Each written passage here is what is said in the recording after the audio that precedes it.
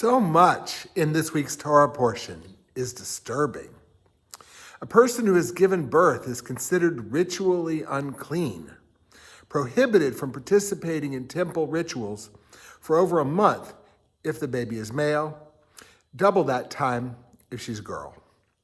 To gain readmission to Jewish rituals, the childbearer must bring a sacrifice to make expiation, as if a sin must be erased. Noting the mitzvah, the Jewish religious obligation to be fruitful and multiply, Maharat Rory Picker-Nice states the problem with Leviticus 12 frankly. It is striking to find that in a Jewish tradition that seems so focused on reproduction, birth is treated with repulsion rather than reverence. Maharat is a term used by some progressive Orthodox communities to refer to women who are rabbis, and Maharat Picker-Nice is a particularly scholarly authority. She cites a medieval commentary by Nachmanides, who understands the word translated as expiation to mean ransom instead. She explains, Nachmanides does not understand the childbearer as one who is in need of atonement, but instead restoration. In essence, Nachmanides, a physician as well as a philosopher and biblical scholar, recognizes that pregnancy, labor, and birth are each life-threatening. The one carrying the fetus and delivering the newborn has, in a sense, relinquished some control over their own life, giving up their own body and consume nutrients to grow and nurture a future child. And so the sacrifice is a ransom paid for returning the childbearer's body to its original owner. Being a cisgender male, I naturally cannot personally attest to the sacrifice Maharat Picker-Nice describes and has experienced, though of course I've witnessed it up close. The sacrifice yields an incalculable blessing, but it is a sacrifice all the same. Torah knows the risks well. Women die in childbirth, including dramatically our matriarch Rachel when she gives birth to her second child, Benjamin. But that was millennia ago. I suspect that most of us here this evening have never known a person to die in pregnancy or childbirth. However, for those of us who pay attention to Arkansas news are sadly aware that these deaths are not exclusively a tragedy of the past. The Kaiser Family Foundation has reported that Arkansas is the state with the highest maternal mortality rate in the nation. Yes, worse than Mississippi. There are reasons that most of us here, largely white and residents of Pulaski County, don't know anybody who has died in pregnancy or childbirth. Maharat Picker-Nice documents staggering racial and ethnic disparities in pregnancy-related mortality.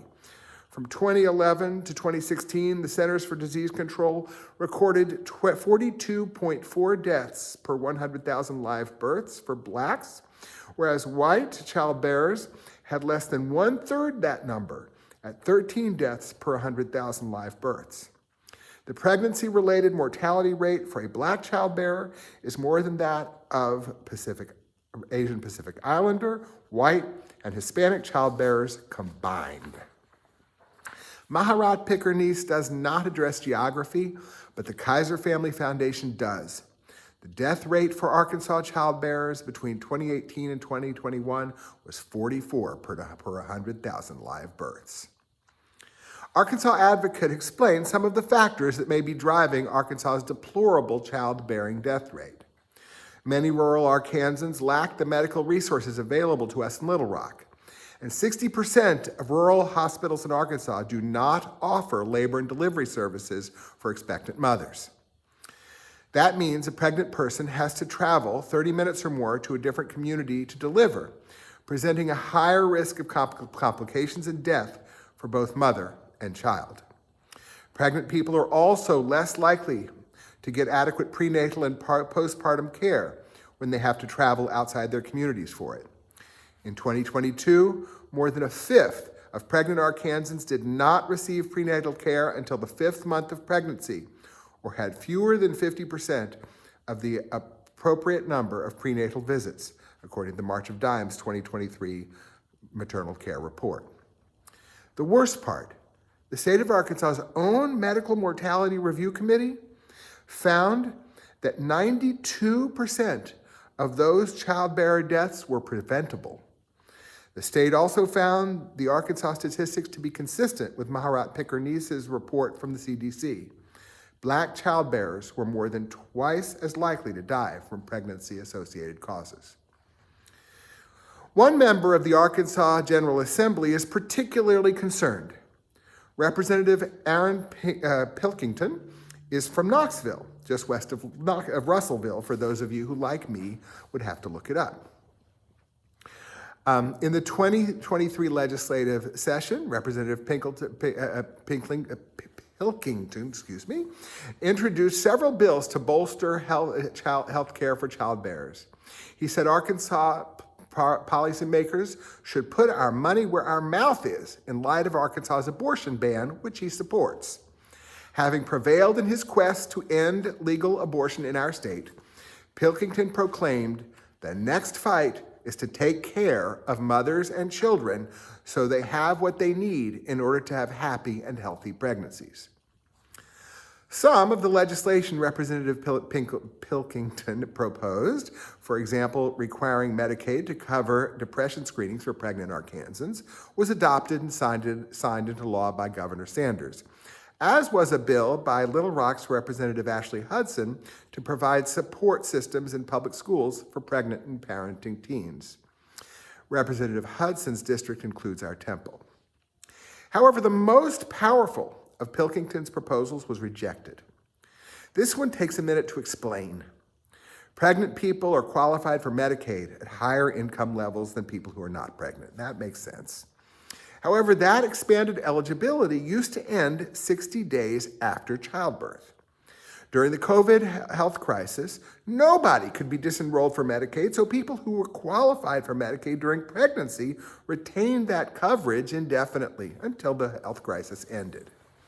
The results were so encouraging that the federal government offered states the opportunity to extend the enhanced Medicaid eligibility for pregnant people to 12 months after pregnancy.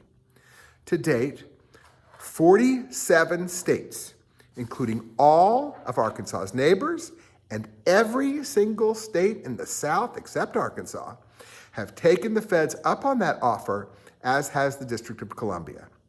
In Arkansas, the federal government pays nearly 80% of Medicaid costs. We can afford it. Representative Pilkington plans to propose the extension again, if possible, in the fiscal session that began this week, or alternatively, in the regular session next year. Governor Sanders, though, is opposed. She discussed the issue in her State of the State address this week, and she has included other remedies in her proposed budget. The governor also signed an executive order in March to formulate a comprehensive statewide plan to address maternal mortality. The time to advocate for enhanced care for pregnant Arkansans is now. This week's Torah portion seems to treat childbirth as repulsive, as Maharat Picker-Nice explains. We may be grateful then that she gives us another way to think about it. Torah intends to give the person who has been pregnant and given birth much needed time to heal and mark that transition. Their body has not been their own for many months, and in some ways, it may never be again. Still, if given every opportunity for a healthy pregnancy, delivery, and postpartum period, nearly every child bearer may look forward to good health going forward. And then there may be blessing, in the words of Talmud, often repurposed as a benediction for newborns. May you see the world transformed in your lifetime. May you inherit eternity. May your hopes be sustained for generations to come. May your heart meditate understanding. May your lips speak wisdom.